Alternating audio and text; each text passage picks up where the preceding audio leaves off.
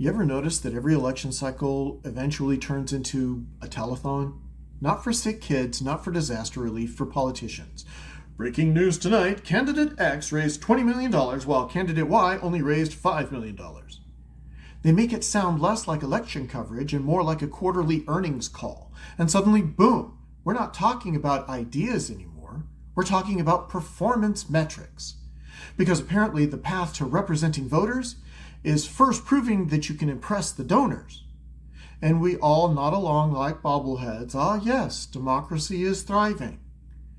Here's what's actually happening. Money in politics isn't just influencing elections. It's measuring them too. And worse, it's the only real-time measurement we have. We didn't just wake up and decide that money equals political success. We kind of just sort of defaulted into it. Think about that. Polls are limited, inconsistent, easy to ignore. Actual votes haven't happened yet.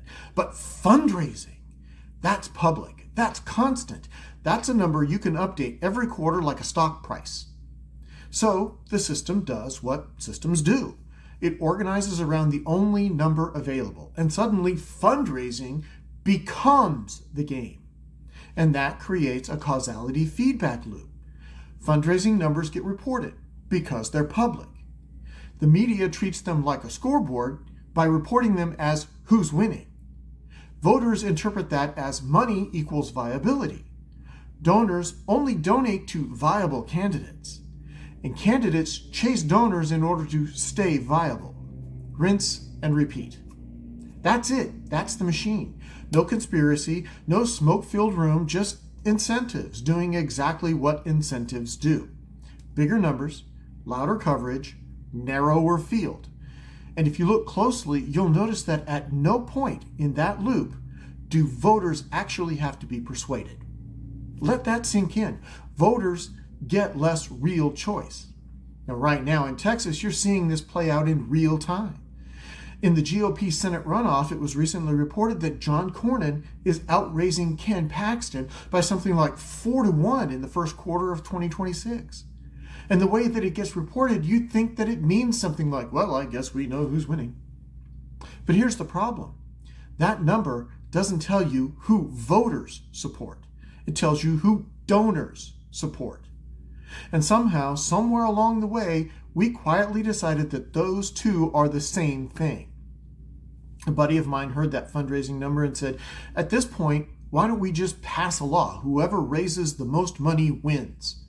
And look, I get that it's a joke, but it lands a little too close to reality, doesn't it? Because think about how most people actually follow elections. You're busy. You've got a job, a family, a life. At least I hope so. You're not reading policy papers at midnight. So what do you see? Headlines, quick hits. X raised more money than Y. And then, without even realizing it, your brain starts to translate that into X must be more serious. X must be more viable.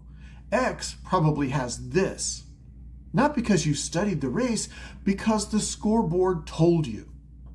We've basically turned elections into fantasy football for rich people. Okay, Cornyn's up 4x in quarter one. Strong quarter, very strong quarter. Paxton's going to need a big donor push in the second half if he wants to stay competitive. What? We don't talk about policy. We don't talk about governance. We talk about quarterly earnings. At this point, I'm expecting CNBC to cover Senate races like, coming up next, candidate futures are trending bullish after a strong first quarter PAC performance. And before anyone gets too comfortable, this isn't a Republican problem or a Democrat problem. This is a system problem because both parties recruit candidates who can raise money, promote candidates who can raise money, protect candidates who can raise money. Remember, parties don't measure representation. They measure resource acquisition. So the candidate who talks to the voters most, irrelevant. But the candidate who can dial for dollars the longest, now we're talking. And that's the part that most people miss. Money doesn't just influence elections, it filters who gets taken seriously. Before a single vote is cast, the system has already narrowed your choices, not based on ideas, not based on leadership, based on Can you fundraise? So while people say, well, the voters decided, yeah, maybe, but the menu was pre-selected between chicken nuggets and other chicken nuggets. So when you see headlines like, John Cornyn raised more than Ken Paxton, that's not the outcome of the race. That's the beginning of the loop. Because now, media coverage starts tilting. Donor confidence starts shifting. And voter perception starts hardening. And before a single vote is cast, the race starts to feel like it's already been decided. Not because Texans decided it, but because the money signal got there first. This is how races get filtered before voters ever step in the booth. So let's make this plain, because here's the part that most people never get taught. Money doesn't just influence elections, it filters who gets taken seriously.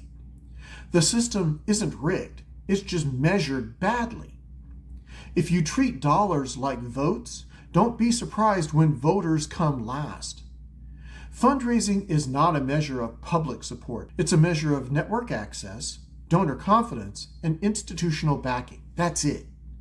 A candidate can have broad voter appeal and low funding, or narrow voter appeal and high funding. And under our current system, that second one looks stronger because we've confused who has money with who has voters. That's not corruption, that's a measurement problem. And here's your kick in the crotch, because it feels rigged, but it's actually worse.